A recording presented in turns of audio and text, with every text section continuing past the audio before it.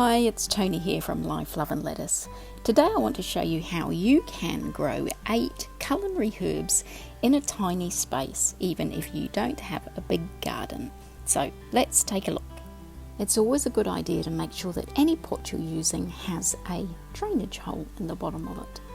I'm using a pot that is described at my local garden centre as a herb planter, or it's possibly described as a strawberry pot. You may be able to find something similar where you live, or any container that you can conceivably plant herbs inside will be perfect for this job. The chickens continue to turn wood chips and shreddings into fantastic potting mix, which I use in a lot of my pots. What I like to do when I'm putting a pot of new herbs together is to start with putting some comfrey leaves in the base of the pot if they're available. There should be some drainage holes down there, or if you haven't got some drainage holes, you can put some pebbles in the bottom, which will act as a little bit of drainage, but really not as much as you would like. Now, this kind of a pot actually turned out to be a little bit more tricky than I thought it was going to be for putting the herbs in. So what I'm trying to do is put herbs in the bottom layer that are going to want to have their feet a little bit more wet than some other herbs. So think about herbs that have got broad leaves that like to live in boggy sort of places. In this instance, I have a Vietnamese mint here, which likes to have its feet wet, so it's going to be quite happy living at the bottom of this pot where most of the water is going to sit. Now, this is a tricky little operation of pushing the leaves of the plant out through those tiny holes. This is the first time I've actually ever tried to pot up one of these multi-layer pots, and I have to say it was a little bit more tricky than I was expecting. And unfortunately, as a result of the processing of putting these herbs into this pot, I unfortunately lost the purple sage. It just either got too damaged with going in through the little holes, or it just didn't like sitting in as much damp as is in this container at the moment. So what I have since done, since I potted this up, is I have replaced the purple sage with basil, which actually seems to be living a much happier life inside of the pot. So as you can see now, I'm just getting another wide-leafed herb. This is the parsley, and it too enjoys having its feet a little bit wet, so it's going to be quite happy at the bottom of this pot too, and it has been growing really, really well.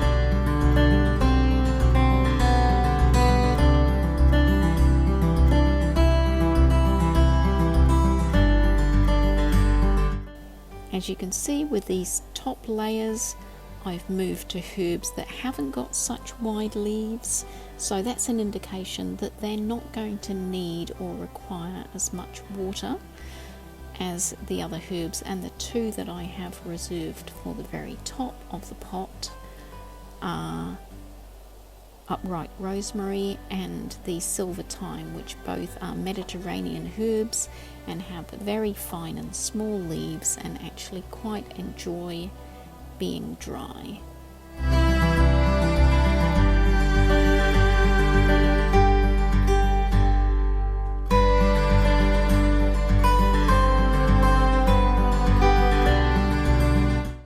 Now this rosemary is eventually going to grow quite large and will end up being transplanted out of this pot, but for a start it's a good herb to get going. It means that you can trim little bits of rosemary off there, use it in your cooking, and if any of these herbs actually do get too big, then you can always just pull them out and put new herbs in. But I think with a herb garden this size and with regular pruning and picking of the herbs to use in your cooking, you should probably be able to keep this herb planter going for quite some time. You'll just have to make sure that you give it a liquid feed with perhaps liquid comfrey or liquid seaweed. Of course, now we're going to water everything in just to make sure that the roots are settled well into the soil. We don't want any air pockets around the roots. I like to put something on top of the soil once I've put plants into a pot. In this case I have some pea straw, and what it does is it just keeps a little bit of a buffer on top of the soil. Helps to keep moisture in if it is hot and dry. If it is cold where you live, it will also help to insulate the soil and keep the soil at a good temperature. One of the things that I would have liked with this style of pot that I'm using would have been for it to have been glazed on the outside to help keep the moisture inside the pot. What I've done to combat that is to keep the pot in a tray where it's got water constantly in the bottom of it that can wick up into the pot. So I think if you can get a pot like this that is glazed, it will be much easier for you if you live in a hot environment to keep the liquid in the pot. So there you have it, the fully potted up herb planter. It only took a day for the herbs to start standing up properly, and I think it took probably just over a week for the purple sage to decide that it was no longer going to stay with us, and I had to replace it with a basil plant. But you will read most books telling you that herbs need to be in the sun for 6 to 8 hours a day. I found with this particular little planter that it doesn't need to be in the sun for that long. I think that length of time in the sun would actually bake these herbs. So it's sitting on our patio area at the moment, and it gets sun in the late afternoon, probably for about 4 hours, from maybe 4 o'clock in the afternoon till 8 o'clock at night. And it is growing extremely well in those conditions at this stage. So I would say experiment with where you put your herb planter. If it is drying out too quickly, or it looks like the herbs are frying in the sunshine, move it into a little bit of shade. If it looks like they are not growing at all, or they're growing straggly looking for light, then perhaps put them somewhere a little bit more sunny. But see if you can find a nice compromise for herbs in your herb planter. If you'd like some more information about the herbs that I've planted in the planter, then make sure that you have a look down below the video, and you'll find a link to my website where you can download some information about the herbs that I've used and what you can use them for in various dishes. Love and lettuce, and I'll look forward to seeing you again soon. Bye for now.